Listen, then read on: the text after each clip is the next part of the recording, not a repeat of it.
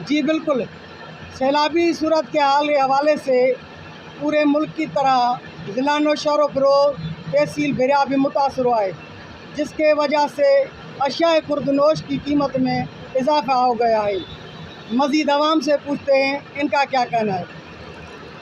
हाँ, ये ऐसे हुआ है कि ये सैलाबी सूरत-ए-हाल जैसे यहाँ पे हुई, हमारे नौशहर फ़िरोज़ भी जो है ना काफ़ी बेरिया नौशहर काफ़ी मुतासिर हुआ है। अब 8वें महीने में जो आटा हमें 3200 रुपये मन के हिसाब से मिल रहा था, वो अभी 4400 पे पहुँच गया है। और खुर्दनोश की जो रोज़मर्रा की अशिया हैं, उनके रेट हाई हो गए हैं और गरीब आवाम बहुत मुश्किल में परेशान हाल है।